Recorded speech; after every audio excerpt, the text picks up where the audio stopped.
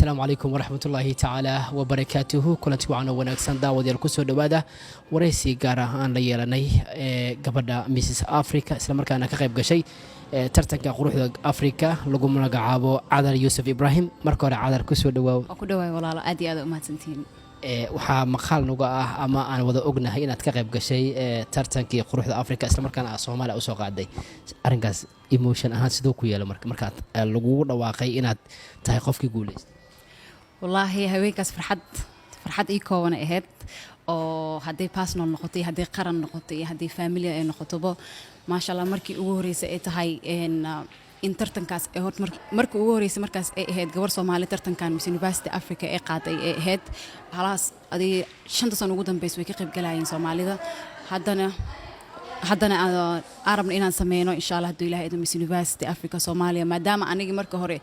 ay noqotay xulka maadaama Soomaalida ayna garanaynin in event la sameeyo gabar qurux loo doorto ayna garanaynin sanadkan insha Allah waxaan oo hagaagdo inuu suurtagal inaan sameeyno Miss University Africa Soomaaliya oo loo dhigi doono xalfad gabar loo dhigi doono oo gabdhaha lagu xulin doono Afrika meel walba ka yimaadeen gabdhaha Afrika ilaa dibadaha ay ka imaanayaan oo insha Allah loo magacaabi doono gabadha Miss University Africa Soomaaliya oo nagu matali doonto Nigeria haduu Ilaahay insha Allah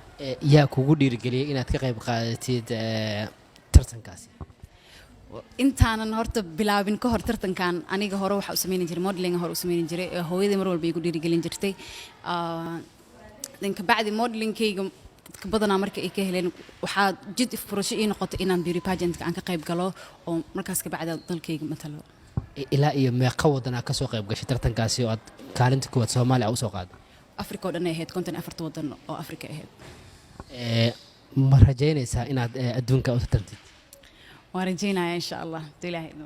gabdhaha Soomaaliyeed aad u qurux badan ayagana maxaad ugu baaqaysaa gabdhaha Soomaaliyeed waxaan ugu baaqayaa wax walba horta niyadaada aad gashid aad rabtid inaad samaysid horta waa samayn kartaa midda kale ugu horeysa waxaa waaye wax mar walba markaa haminaysid adigana dadaalkiisa iyo duudigiisa aad gelisid mar walba wax qabsoomo u noqdaa marka haka niyad jabin waxa aad rabtid inaad samaysid maalmaha kamid waa arki doontaa adoo meeshii aad 10 sano ama 5 sano ama 2 sano ka hor aad rajaynaysay inaad soo istaagtid maalin oo adoo taagan laakiin adiga ha niyad jabin maadaama ay isku diyaarinayaan ma waxaa jirto rule la maro qofka inuu isdiyaariyo waxyaabo qaar oo iska dhaafo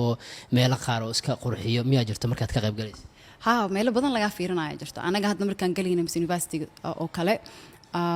camp 14 beri ku jirnay dalka Nigeria ka dhacay waxa la fiirinayaa dabeecadaada la fiirinayaa la dhaqanka dadka oo la dhaqmaysid sida u libisatid sida dadka ka waaweyn ama dadka muslimiinta sa ula hadashid waxa soo dhan laga fiirinayaa macnaha waxay meesha ka dhigan tahay in quruxda muuqaalka kaliya aan la fiirinayn behavior-gaadana in la control-ay marka hore hadda waayigi hore waxay ahaan jirtay gabadha qurux kaliya in loo doorto laakiin hadda qurux way ka badatay waxay noqotay qofka dabeecad sharaf ahaan qofka sidaas uu isku qaado dadka soo ula dhaqmo in waxaasna laga fiiriyo markaad u ambabaxayseen Nigeria halka ka ambabaxda markaad aniga Kenya ka baxay Nairobi muddo joogtay wax ku baratay oo aad ku barbaartay aniga Nairobi ku barbaaray halkan xamraan ku dhashay ugu dambeyn shacabka Soomaaliyeed maxaa ugu baaqaysaa Soomaalida waxaan ugu baaqayaa in markay noqoto gabdhaheena dhalinyarada beauty pageant markay noqoto beauty pageant ma ahan kaliya gabar qurux soo qaatay beauty pageant mar walba waxa waay in gabadha ay jid u furto ayada meelaha ay istaagtay xishmad ay ku leedahay dadkeeda dalkeeda inay wax u tarto beauty pageant mar walba inuu saas u yahay marka Soomaaliya waxa ugu baaqayaa markii aad beauty pageant maqashaan gabdhaha dhihina gabar qaawan ama gabar meel socoto waaye maahan laakiin taas aadan kaaga mahad celinaynaa waqtigaada qaali